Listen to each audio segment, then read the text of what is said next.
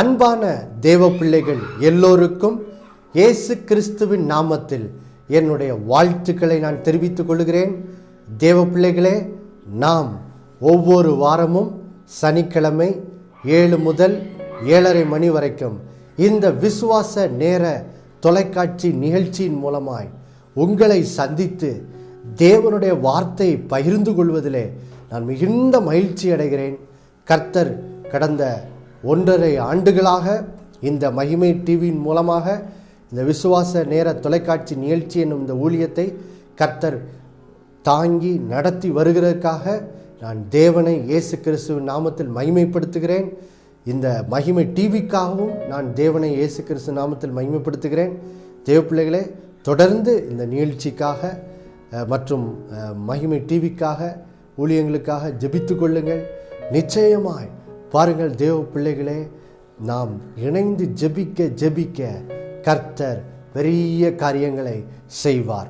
தேவ பிள்ளைகளே, நாம் இந்த 2021 ஆண்டிற்கு தேவன் நமக்கு ஆகாய் தீர்க்கதரிசன புஸ்தகம் 2ஆம் அதிகாரம் 4 மற்றும் 19வது வசனத்திலிருந்து நமக்கு தந்திருக்கிற வாக்குத்தத்த வார்த்தையாகிய நீங்கள் திடன் கொள்ளுங்கள், வேலையை நடத்துங்கள், நான் உங்களுடனே கூட இருக்கிறேன் என்று சேனைகளின் கர்த்தர் சொல்லுகிறார். நான் இன்று முதல் உங்களை ஆசீர்வதிப்பேன் என்று கர்த்தர் கொடுத்த அந்த வாக்குத்தத்தத்தின் ஆசீர்வாதத்தை நம்முடைய வாழ்விலே இந்த வருடத்தில் எப்படி சுதந்தரித்துக் கொள்வது என்ற சத்தியத்தை நாம் ஆகாய் தீர்க்கதரிசன புஸ்தகத்திலிருந்து கடந்த 2 மாதங்களாக நாம் தியானித்து வருகிறோம். குறிப்பாக நாம் முதல் 2 மாதங்கள் நாம் ஆகாய் 1ஆம் அதிகாரம் 5வது வசனத்திலே வேதம் சொல்லுகிறது. ஆகாய் 1ஆம் அதிகாரம் 5வது வசனம் வேதம் சொல்லுகிறது, இப்பொழுதும் சேனைகளின் கர்த்தர் சொல்லுகிறார், உங்கள் வழிகளை சிந்தித்து பாருங்கள். பிரியமானவர்களே, நாம் இந்த செய்தியின் 1வது பகுதியிலே கடந்த 2 மாதங்களாக என்ன தியானித்தோம்? உங்கள் வழிகளை சிந்தித்து பாருங்கள் என்ற தலைப்பிலே நாம் தியானித்தோம். என்ன தியானித்தோம்? நாம் கடந்த நாட்களிலே சில வேதனையான நாட்கள் வழியாக நாம் கடந்து வந்தோம். இப்பொழுது இன்னொரு வருடம் 2021 வருடத்தை கர்த்தர் நமக்கு தந்திருக்கிறார்.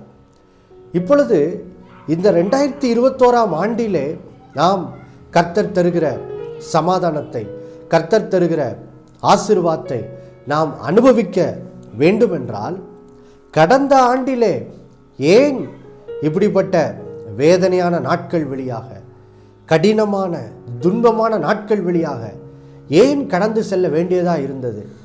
எந்த பாவம், என்ன காரியம் இப்படிப்பட்ட ஒரு வேதனையான காலங்களை நம்முடைய வாழ்க்கையில் கொண்டு வந்தது என்பதை குறித்து நாம் சிந்தித்து பார்க்க, நம்முடைய வழிகளை சிந்தித்து பார்க்க கர்த்தர் நம்ம என்ன செய்தார்? அழைத்தார்.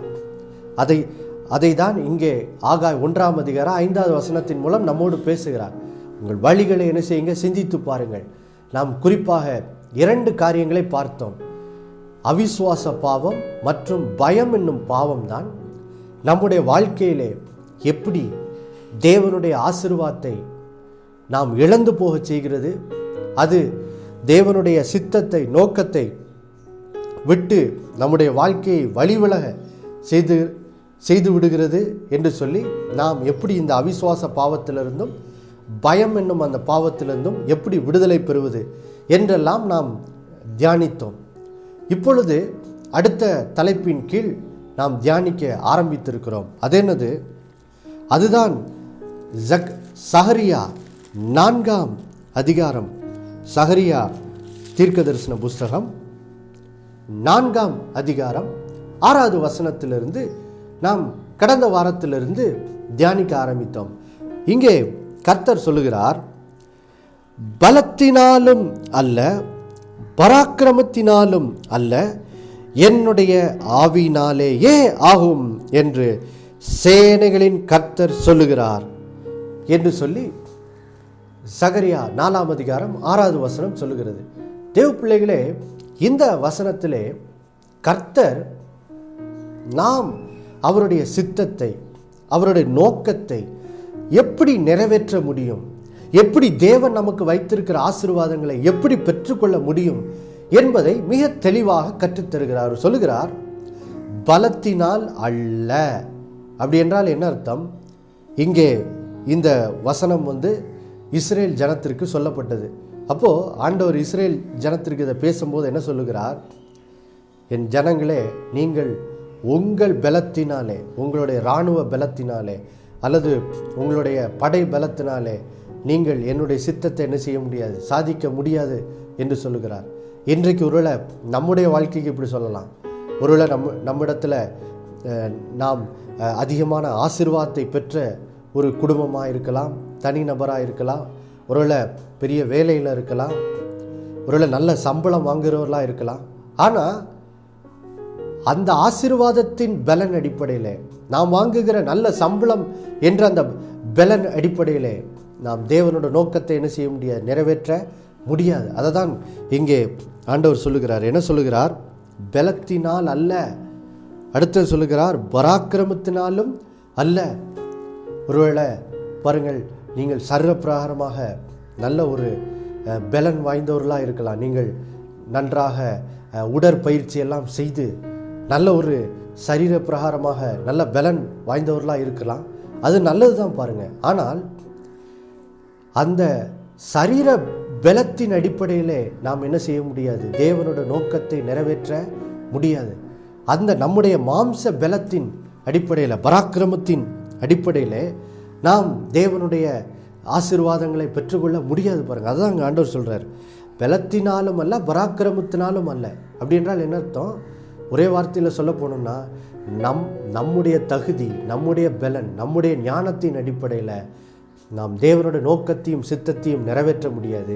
அப்போ அது எப்படி ஆகும்? அதை தான் இங்கே ஆண்டவர் சொல்லுகிறார், என்னுடைய ஆவினாலேயே ஆகும் என்று சேனைகளின் கர்த்தர் சொல்லுகிறார். ஆம் பிரியமானவர்களே, நீங்கள் தேவனுடைய நோக்கத்தை எப்படி நிறைவேற்ற முடியும், எப்படி தேவனுடைய சித்தத்தை உங்கள் வாழ்க்கையில் வெற்றிகரமாக செய்ய முடியும், தேவனோட ஆசீர்வாதங்களை நீங்கள் எப்படி பெற்றுக்கொள்ள முடியும்? ஆண்டவர் சொல்லுகிறாரு, கர்த்தருடைய ஆவியானவருடைய உதவியின் மூலமாகத்தான் நீங்கள் தேவனுக்கு அடுத்த எந்த காரியத்தையும் வெற்றிகரமாக என்ன செய்ய முடியும், நிறைவேற்றி முடிக்க முடியும். பாருங்கள், குறிப்பாக இந்த வசனத்தில் தேவன் இதை ஜெருபாபேல் என்னும் ஜெருபாபேலினிடத்தில் இந்த வசனத்தை பேசுகிறார். எதற்காக இது பேசுகிறார் என்றால், பாருங்கள், நாம் ஏற்கனவே பார்த்தோம், இஸ்ரேல் ஜனங்கள் இந்த பாபிலோனின் அடிமைத்தனத்திலிருந்து திரும்ப கர்த்தர் இவர்களை அழைத்து கொண்டு வருகிறார். எதற்காக? இடிந்து போன சாலமோனின் ஆலயத்தை திரும்ப கட்ட வேண்டும். இப்போது அவங்க அந்த ஆலயத்தை கட்ட வேண்டும் என்று அவர்கள் முன்னேறி செல்லும்போது பல தடைகள், பிரச்சனைகள் வருகிறது. அதன் நிமித்தமாக 14 ஆண்டுகள் ஆலயப்பணி கட்டாமல் நிறுத்தப்பட்டிருக்கிறது. இப்பொழுது கர்த்தர் ஆகாய் தீர்க்கதரிசி, சகரியா தீர்க்கதரிசி எழுப்பி இப்பொழுது ஜனங்களிடத்தில் என்ன செய்கிறார், மறுபடியும் பேசுகிறார். பேசி இப்பொழுது அந்த இஸ்ரேல் தேசத்திலே, அந்த எருசலேம் பட்டணத்திலே அந்த இடத்திற்கு அதிகாரியாய், அதாவது நம்முடைய மாவட்டத்தில் இருக்கிறாங்க அல்லவா, மாவட்ட கலெக்டர் அல்லது முதலமைச்சர் மாதிரி, இங்கே இஸ்ரேல் தேசத்தில் இவர்கள் வாழ்ந்த அந்த பகுதியிலே அந்த பொறுப்பாக அந்த இடத்தை நிர்வகித்து கொண்டிருந்த ஜெருபாபேல், இவர்தான் அந்த இடத்துக்கு பொறுப்பாளியாக இருந்தார். அவரை பார்த்து கர்த்தர் பேசுகிறார். என்ன சொல்லுகிறார்? ஜெருபாபேலே, நீங்கள் 14 ஆண்டுகள் கட்ட முடியாமல் போயிடுச்சு. ஏன் தெரியுமா? நீங்கள் உங்கள் பலத்தையும் உங்கள் பராக்கிரமத்தையும் நம்பி இருந்ததுனால தான் சத்துருக்கள், எதிர்ப்புகள் வந்தவுடனே நீங்கள் பயந்து என் சித்தத்தை செய்வது நிறுத்திவிட்டீர்கள். ஆனால் இப்பொழுது நான் உங்களுக்கு சொல்லுகிறேன், இப்பொழுது நீங்கள் என் சித்தத்தை செய்யும்படி உங்களை நான் வழி நடத்துகிறேன். இப்பொழுது எப்படி செய்ய போகிறீர்கள்? பலத்தினாலும் அல்ல, பராக்கிரமத்தினாலும் அல்ல, என்னுடைய ஆவியானவரை என்ன செய்யுங்க, சார்ந்து கொள்ளுங்கள். சார்ந்து கொள்ளும் போது நீங்கள் என்னுடைய சித்தத்தை செய்ய முடியும் என்று சொல்லி கர்த்தர் இங்கே என்ன செய்கிறார், பேசுகிறார். பாருங்கள் தேவ பிள்ளைகளே, இது அப்படியே என்ன செய்கிறது, நிறைவேறுகிறதை நாம் ஏற்கனவே கடந்த வாரம் பார்த்தோம். 2 எடுத்துக்காட்டு பார்த்தோம். முதலாவது இந்த ஆகாய் தீர்க்க தரிசன புஸ்தகத்திலே பார்த்தோம். ஆகாய் 1ஆம் அதிகாரம் 14வது வசனத்திலே நாம் வாசிக்கிறோம், எப்படி கர்த்தர் ஜெருபாபேல் என்னும் யூதாவினுடைய தலைவனின் ஆவியையும் மற்றும் சகல ஜனங்களுடைய ஆவியையும் அவர் என்ன செய்கிறார், ஏவுகிறார், எழுப்புகிறார். எழுப்பினவுடன் இந்த இஸ்ரேல் ஜனங்கள் என்ன செய்கிறார்கள், பரிசுத்த ஆவியானவரால் ஏவப்பட்டு பலப்படுத்தப்பட்டு இவர்கள் நின்று போன தேவாலய பணியை 14 வருஷம் கழித்து திரும்ப கட்டுகிறதை நாம் ஆகாய் தீர்க்க தரிசன புஸ்தகம் 1ஆம் அதிகாரம் 14வது வசனத்தில் வாசிக்கிறோம். அப்போ பாருங்கள் தேவ பிள்ளைகளே, இதுதான் வேத சத்தியம். பாருங்கள், வேத சத்தியம் என்னது, நாம் தேவ ஆவியானவருடைய பலத்தின் மூலமாக தான் நாம் தேவனுடைய நோக்கத்தை சித்தத்தை நிறைவேற்ற முடியும். பாருங்கள், இதற்கு இன்னொரு எடுத்துக்காட்டும் கடந்த வாரம் பார்த்தோம். அதுதான் சவுல் மற்றும் தாவீதின் வாழ்க்கை. 1 சாமுவேல் 17ஆம் அதிகாரத்தில் நாம் ஏற்கனவே கடந்த வாரங்களில் பார்த்தோம், எப்படி சவுல் கோலியாத்தை சந்தித்த போது பயந்து ஓடினான். ஆனால் தாவீதோ கோலியாத்தை சந்திக்கும் போது தைரியமாய் கர்த்தருடைய துணை கொண்டு தைரியமாய் எதிர்கொண்டு கோலியாத்தை ஜெயம் கொள்வதை பார்க்கிறோம். ஏன் ஜெயம் கொண்டான்? ஏன் தாவீது ஜெயம் கொண்டான்? ஏன் சவுல் தோற்று போனான் என்ற காரணத்தை நாம் 1 சாமுவேல் 16ஆம் அதிகாரத்தில் வாசித்தோம். அங்கே போட்டிருக்கிறது, கர்த்தருடைய ஆவியானவர் தாவீதின் மேல் வந்து இறங்கினார். ஆனால் கர்த்தருடைய ஆவியானவர் சவுலை விட்டு என்ன செய்தார், விலகி போயிட்டார். அப்போது சவுல் பலத்தையும் பராக்கிரமத்தையும் நம்பி வாழ்ந்த ஒரு மனிதன். அவன் தன்னுடைய பலத்தை நம்பியிருந்தான். அதோட விளைவு கோலியாத்தை, அவனை காட்டிலும் பராக்கிரமசாலியாகிய கோலியாத்தை சந்தித்தவுடன் பயந்து ஓடிட்டான். ஆனால் தாவீது ஒரு கர்த்தருடைய ஆவியானவரின் பலத்தை சார்ந்த ஒரு மனிதனாக இருந்தபடினால் பாருங்கள், அவன் கோலியாத்தை என்ன செய்ய முடிந்தது, ஜெயிக்க முடிந்தது. பாருங்கள், அப்போது தேவ பிள்ளைகளே, இதுதான் வேத சத்தியம் என்பதை, அது என்னது, பலத்தினாலும் அல்ல பராக்கிரமத்தினாலும் அல்ல பரிசுத்த ஆவியினாலே மாத்திரமே ஆகும் என்பது, இது வெறும் இங்கே ஆகாய் தீர்க்க தரிசன புஸ்தகத்தில் மட்டுமல்ல, வேதம் முழுக்க இந்த சத்தியம் சொல்லப்பட்டிருக்கிறதை நாம் தியானிக்க போகிறோம். குறிப்பாக இன்றைக்கு எப்படி பழைய ஏற்பாட்டில் சில எடுத்துக்காட்டுகளிலிருந்து எப்படி ஆண்டவர் பழைய ஏற்பாட்டு பரிசுத்தவான்கள் தேவனுடைய சித்தத்தை செய்வதற்கு எப்படி தேவன் அவர்களை வழி நடத்தினார், அவர்களை பரிசுத்தாவியினால் நிரப்பி அவர்கள் பரிசுத்தாவின் பலத்தில் தான் பாருங்கள் தேவனுடைய சித்தத்தை நிறைவேற்றினார்கள் என்பதை நாம் பழைய ஏற்பாட்டில் பல எடுத்துக்காட்டுகள் மூலம் வாசிக்கிறோம். பாருங்கள், வாசிக்கிறேன். முதலாவது எடுத்துக்காட்டு நமக்கு தெரியும், யோசேப்பின் வாழ்க்கை. யோசேப்பு ஒரு தேவனுடைய மனிதன். அவனை கொண்டு தேவன் பெரிய காரியங்களை செய்தார். அன்றைக்கு எகிப்திலே பஞ்சம் ஏற்பட்ட போது அந்த எகிப்து தேசம் மற்றும் சுற்றி இருக்கிற தேச மக்கள் எல்லாரும் பஞ்சத்திலே மரித்து போய்விடாதபடி அனைத்து ஜனங்களையும் உயிரோடே காப்பதற்கு கர்த்தர் யோசேப்பை பயன்படுத்தினார். பாருங்கள், இப்போது தேவன் எப்படி யோசேப்பை பயன்படுத்துகிறார் பாருங்கள். அந்த சத்தியம் பலத்தினாலும் அல்ல பராக்கிரமத்தினாலும் அல்ல, தேவ ஆவியானவர் மூலமாக மாத்திரமே ஆகும் என்ற சத்தியம் இங்கே நாம் யோசேப்பினோட வாழ்க்கையில் பார்க்க முடிகிறது. பாருங்கள், யோசேப்பு அப்படி தேவனால் எப்படி வல்லமையாய் பயன்படுத்தப்பட முடிந்தது, அதற்கு காரணத்தை நாம் ஆதியாகமம் 41ஆம் அதிகாரம் வாசிக்கிறோம். பாருங்கள், வாசிக்கிறேன்.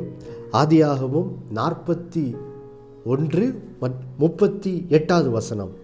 இங்கே பார்வோன் எப்படி யோசேப்பு தன்னுடைய சொப்பனத்துக்கு அர்த்தம் சொல்ல முடிந்தது, எப்படி தேவன் வெளிப்படுத்துகிற பிரச்சனைக்கு என்ன, அதிலிருந்து காப்பாற்றப்படுவதற்கு என்ன செய்ய வேண்டும் என்ற அந்த ஞானத்தை எல்லாம் எப்படி யோசேப்பு பேசினான், எப்படி யோசேப்பு இவ்வளோ ஞானவானாய் இருந்தான், இப்படிப்பட்ட பிரச்சனைகளுக்கு எப்படி பதில் சொல்ல முடிந்தது என்பதை பார்வோனின் வாயிலிருந்தே கர்த்தர் சொல்ல வைக்கிறார். பாருங்க, பார்வோன் சொல்லுகிறான். ஆதியாகமம் 41ஆம் அதிகாரம் 38வது வசனத்தில், அப்பொழுது பார்வோன் தன் ஊழியக்காரரை நோக்கி, தேவ ஆவியை பெற்ற இந்த மனுஷனை போல வேறொருவன் உண்டோ? தேவ பிள்ளைகளே, இந்த வசனத்தில் யோசேப்பு எப்படி கர்த்தருக்குள் பெரிய காரியங்களை செய்ய முடிந்தது என்பதை வாசிக்கிறோம். இங்கே வேதம் சொல்லுகிறது, வேதம் சொல்லுகிறது, பார்வோன் இதை சாட்சியாக சொல்லுகிறான். தேவ ஆவியை பெற்ற இந்த யோசேப்பை போல விசேஷித்த மனிதர் உண்டோ? அப்போ பாருங்கள் தேவ பிள்ளைகளே, கர்த்தர் எப்படி யோசேப்பை அவ்வளோ வல்லமையாக பயன்படுத்த முடிந்தது? ஏனென்றால் யோசேப்பு தேவனுடைய ஆவியினாலே ஒரு நிரப்பப்பட்ட மனிதன். அதை யோசித்து பாருங்க. இதை பார்வோன் என்ற ஒரு புறஜாதியான் இவன் உடன்படிக்கை ஜனம் கிடையாது பாருங்க. பார்வோன் அவர்கள் எகிப்து ஜனங்கள், அவர்களுக்கும் தேவனுக்கும் சம்பந்தமே கிடையாது.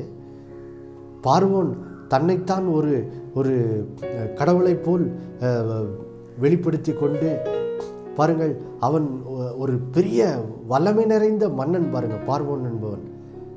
ஆனால் இப்படிப்பட்ட ஒரு தேவனை அறியாத, தன்னைத்தான் பெருமையிலே உயர்த்தி கொள்ளுகிற ஒரு மனித ராஜாவாகிய பார்வோனின் வாயிலிருந்து வருது, தேவ ஆவியை பெற்ற இந்த யோசேப்பை போல வேறொருவன் உண்டோ?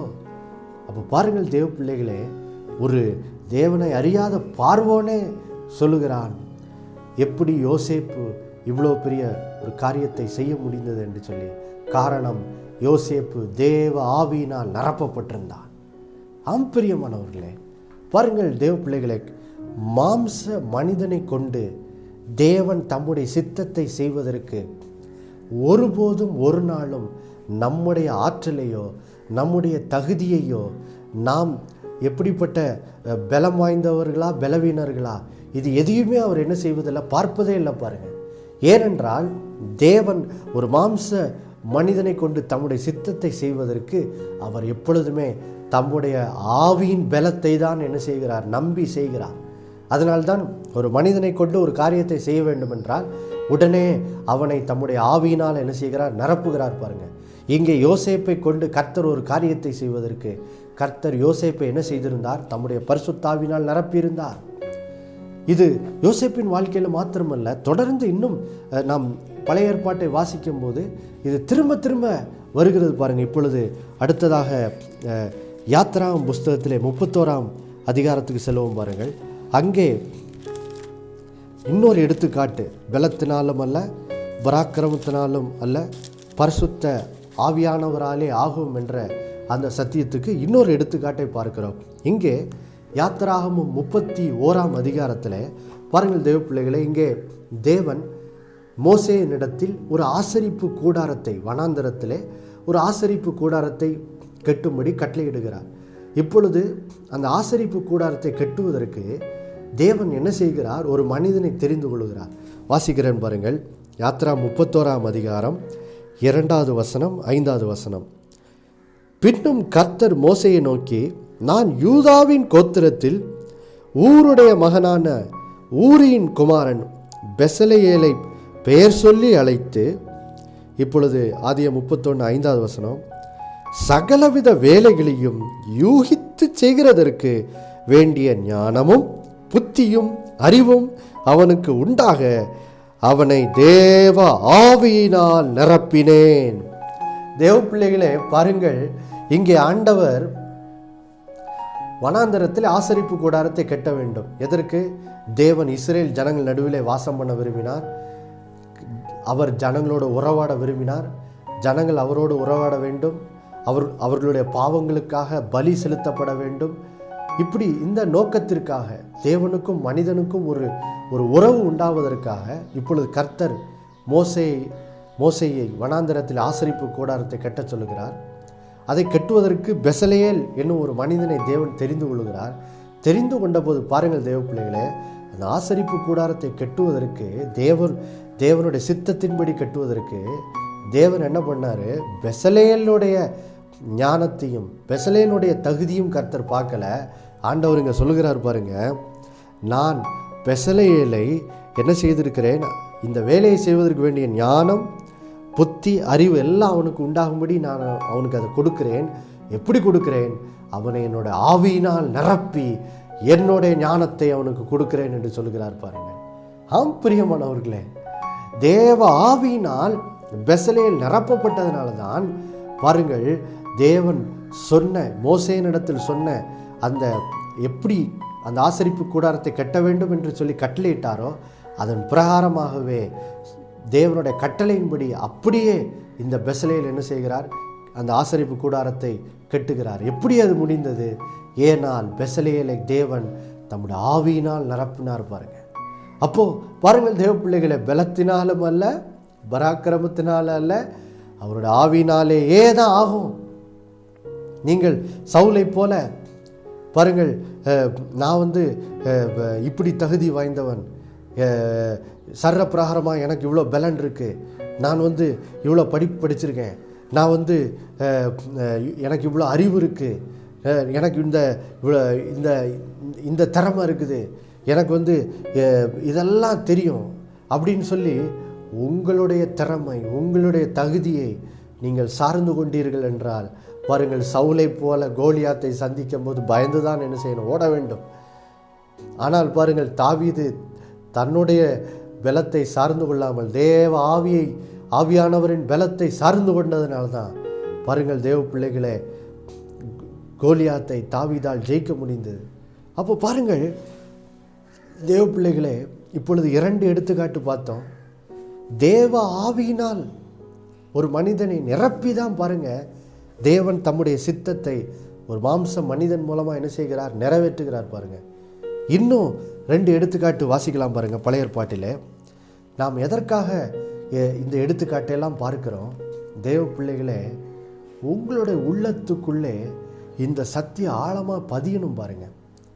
ஏனென்றால் 2020ஆம் ஆண்டிலே நாம் ஆசீர்வாதங்களை இழந்து போனதுக்கு இன்னொரு முக்கியமான காரணம் நம்முடைய பலத்தையும் பராக்கிரமத்தையும் சார்ந்து இவ்வளோ நாள் வாழ்ந்ததுனால தான்.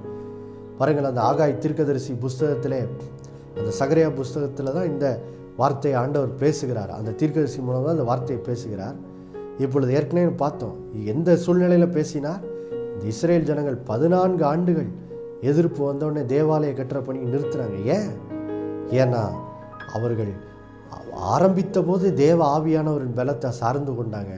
ஆனால் சத்துருக்கள் எதிர்ப்புகள் வந்தவுடனே தேவ ஆவியானவரின் பலத்தை மறந்து போய் தங்களுடைய பலத்தை சார்ந்து கொண்டார்கள். அதனால் தோற்று போனார்கள். பாருங்கள், அப்போது தேவ பிள்ளைகளே, இந்த புதிய ஆண்டிலே உங்களுக்குள்ளே ஒரு பெரிய இந்த சத்தியம் உங்கள் உள்ளத்துக்குள்ளே ஆழமாக கிரியை செய்யணும். இனி பலத்தினால் அல்ல, பராக்கிரமத்தினால் அல்ல, கர்த்தருடைய ஆவினாலே தான் ஆகும் ஆகும் ஆகும் என்று சொல்லி இந்த சத்தியம் உங்கள் இருதயத்தில் ஆழமாய் பதிந்து பாருங்கள். இனி நீங்கள் பாருங்கள் எப்படி அந்த ஆகாய் 1ஆம் அதிகாரம் 14வது வசனத்தில் பல வருஷமாக தங்களுடைய பலத்தை நம்பி வாழ்ந்து தோற்று போன அந்த இஸ்ரேல் ஜனங்கள் எப்படி கர்த்தருடைய ஆவியானவரின் பலத்தை சார்ந்து கொண்ட போது மறுபடியும் தேவனுடைய நோக்கத்தையும் சித்தத்தையும் நிறைவேற்றினவர்களாய் மாறினார்களோ, அதே போல் இந்த ஆண்டில் உங்கள் வாழ்க்கையை என்ன செய்ய வேண்டும், மாற வேண்டும் தேவ பிள்ளைகளை. அதனால்தான் இந்த எடுத்துக்காட்டை என்ன செய்கிறோம், பார்க்கிறோம்.